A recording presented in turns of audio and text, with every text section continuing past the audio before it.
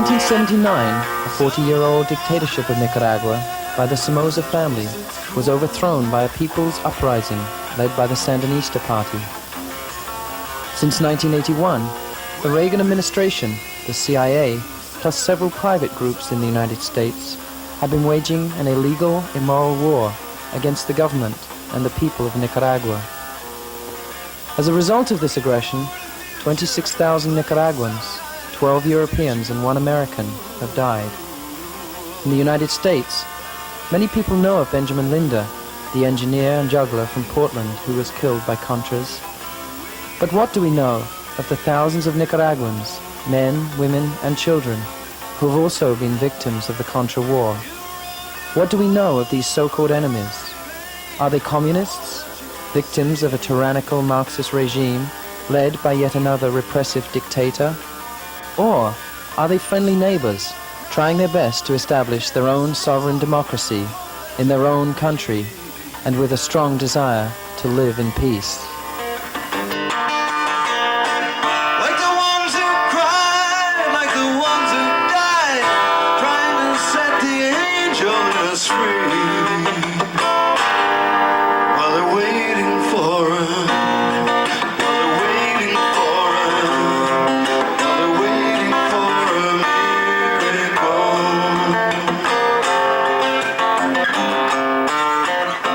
An international group of performers called Jugglers for Peace recently completed a month-long tour of Nicaragua.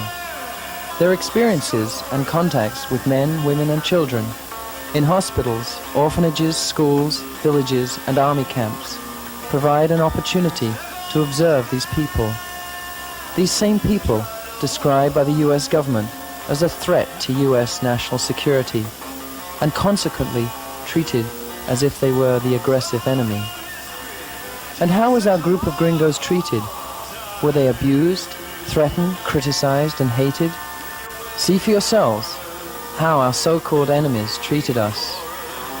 We believe this is testimony enough to verify that Nicaraguans are in fact friendly neighbors, and that instead of helping to kill them and destroy their lives, the United States government should be normalizing relations and supporting the Central American peace process immediately.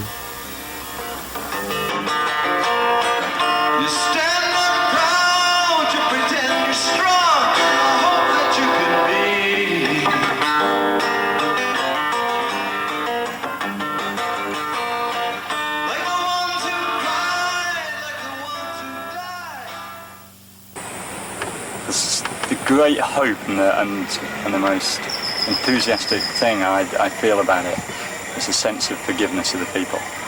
They've been so open and so friendly towards us that I find that very hard to understand why people should be so nice to us. Coming here, half the party's from the States, half from England.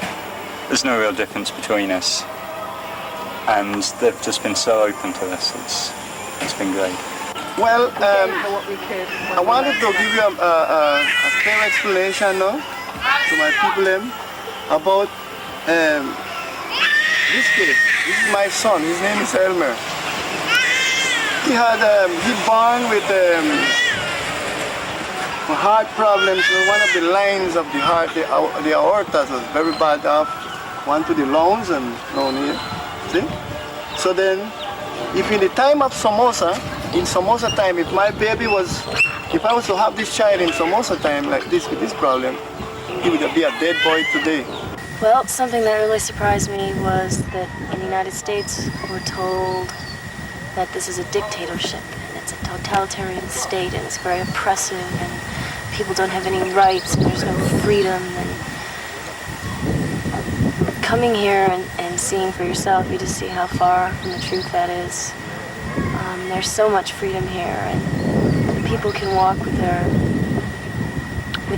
their heads up, and you can see the freedom in their faces and feel it in the air. And we hear all about the dictatorship, and yet Daniel Ortega walks into a crowded park, and children swarm around, and then he takes one of their hands. I mean, it's just not the picture of a Hitler. It's very difficult to describe how much the Nicaraguan people have, how much friendship the Nicaraguan people have for international people, whereas the international community is turning their backs on them. And this surprises me over and over and over again, how a country which has been waged war against it by the most powerful military machine this world's ever seen has the ability to not seek revenge, but actually to forgive horrendous crimes that's been made against it. And that's really emotional to see it with your own eyes. Any books you read, any films you see, it's nothing like seeing it with your own eyes, and it's very, very touching. That's right.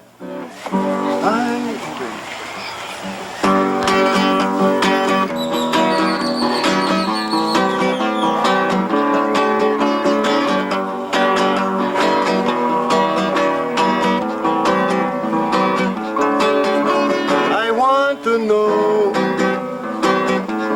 what is happening. We find so free and beautiful.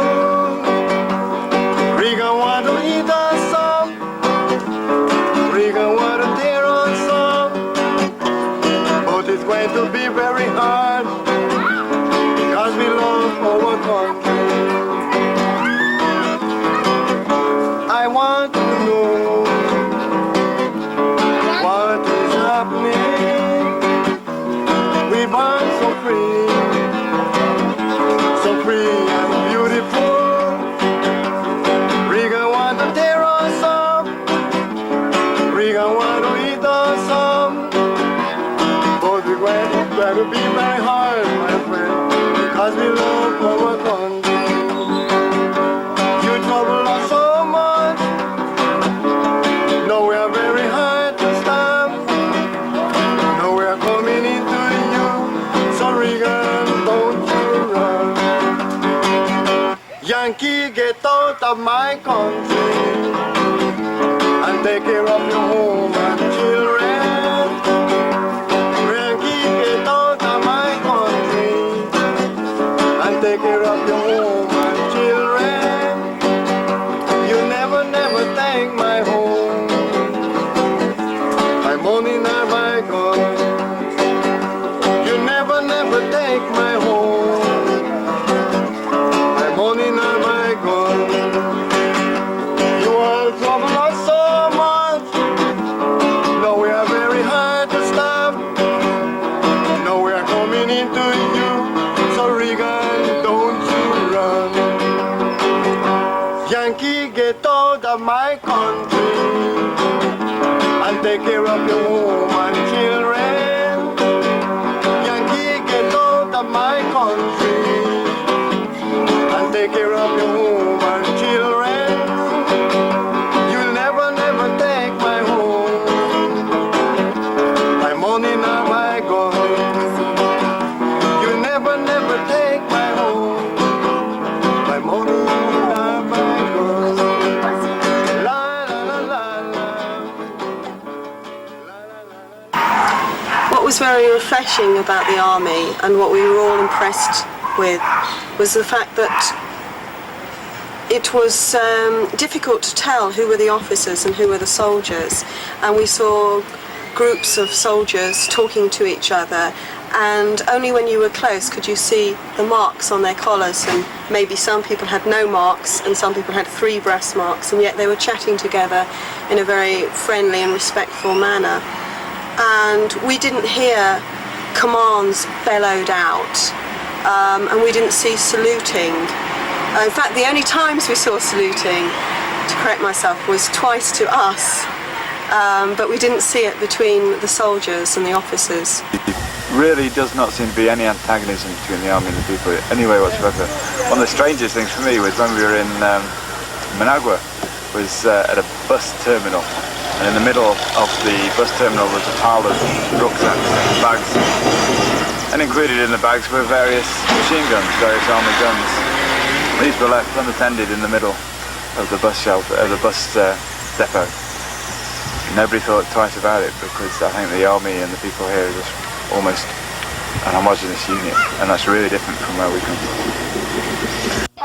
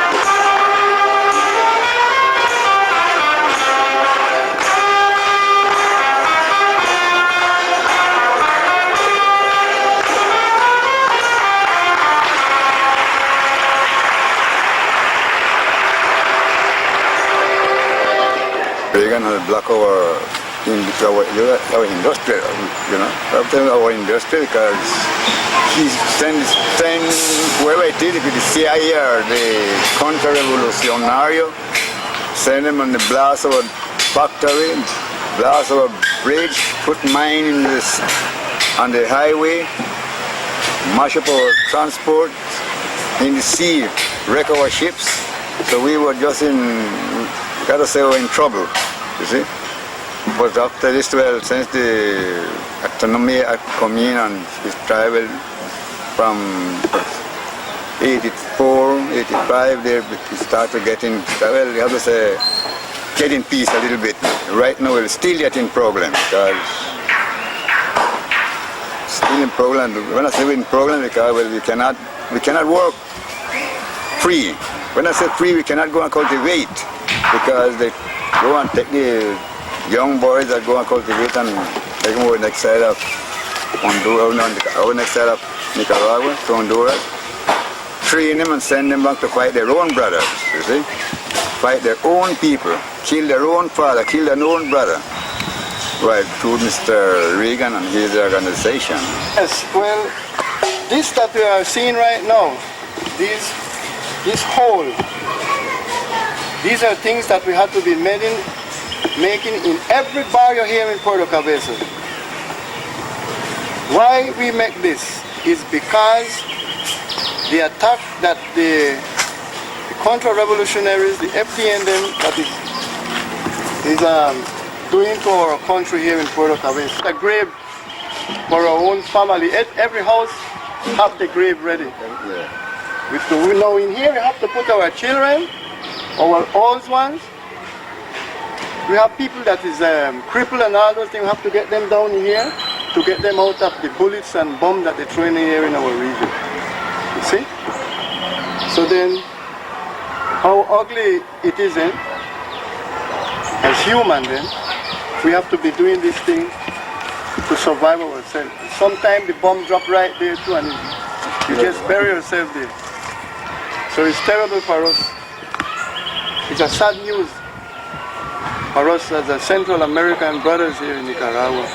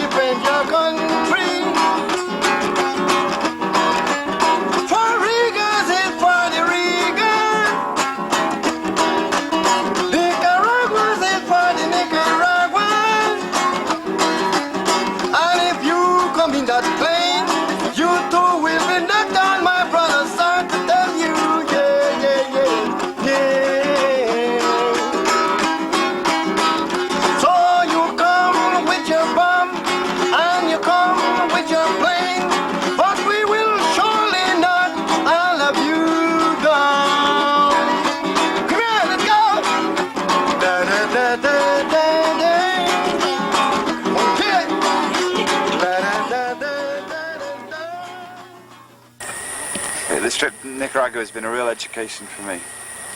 We've been actually able to see something that pierces through all the misinformation that we're given throughout Europe and the North Americas.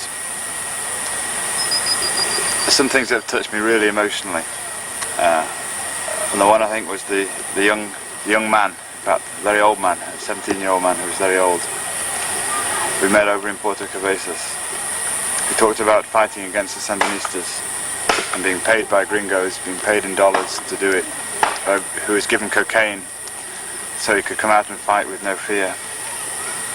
And perhaps the most emotional thing was that this man gave up fighting because he came to realise that cocaine and a few dollars wasn't really a valid reason to fight.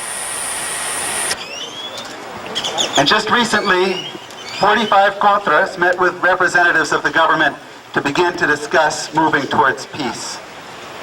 Even some of the contras are saying no more to this war. We have been saying no more to this war for a long time. The Nicaraguans have said no more to this war for too long. But we have to keep saying it. We have to keep fighting because the contras are still armed. They are still being funded by the government of the United States, and they are still demanding more arms to continue this war. As we speak out, as we raise our voices, as we dedicate ourselves to fight that much harder in Ben's memory, in the memory of the Nicaraguans who've died, we will make sure we will be doing the best thing to remember them. Ben Linder, presente. Presente. Presente. Presente.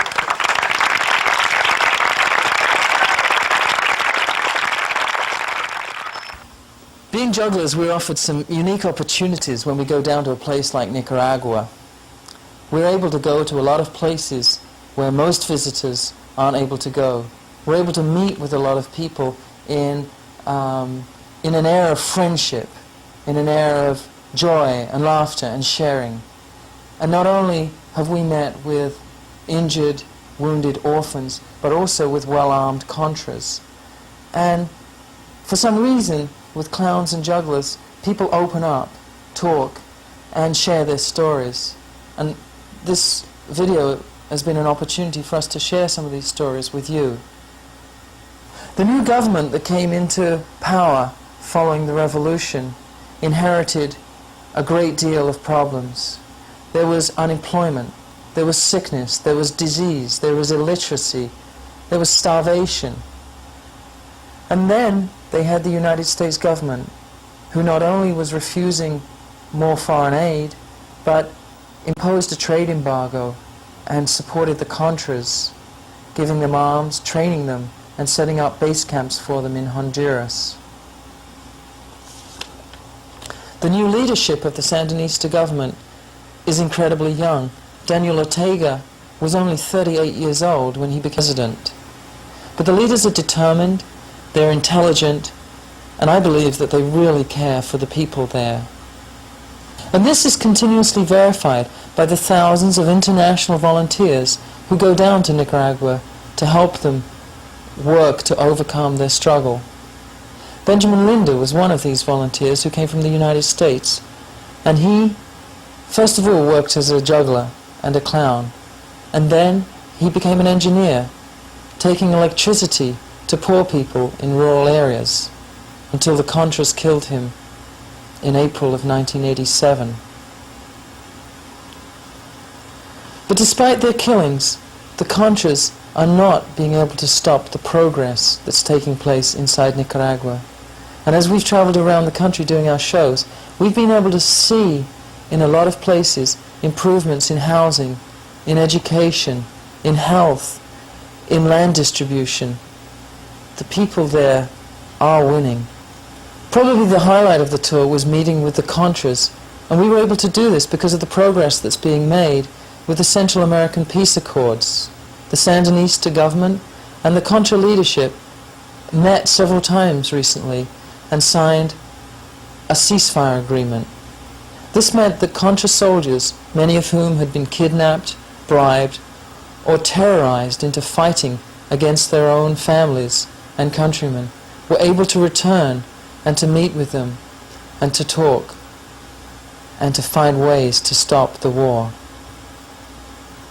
During our tour, we performed for Contras, and we spoke with them, and we learned about their training, how they were trained by the CIA, how they were told that their targets were clinics, hospitals, schools, development projects, and civilian transport. We were told how they were given dollars and drugs to make them fight. And we were told consistently by them how they don't want to fight anymore. The best example for me of how the peace process is working is the small cooperative of El Cedro, where Jugglers for Peace performed in 1987. The Contras, who were responsible for 3 major and 6 minor attacks, which killed 49 out of the 200 residents of the cooperative, recently returned. They walked fully armed, and they were met by the people there. They were met by the people who looked them straight in the eye, people who were able to shake their hands and even hug them, people who were full of forgiveness for the killings of their daughters and sons, their mothers and fathers, people not full of hatred, full of forgiveness, people who are really amazing. I want to return to Nicaragua again and again, because the strength and compassion of people like this is really inspiring for me. I also want to tell people in the United States that the Nicaraguans are their friends and not their enemies. They're not full of hatred, they're full of friendship.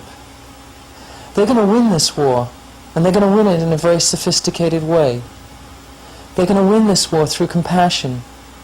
They're going to win through forgiveness, and they're going to win with love.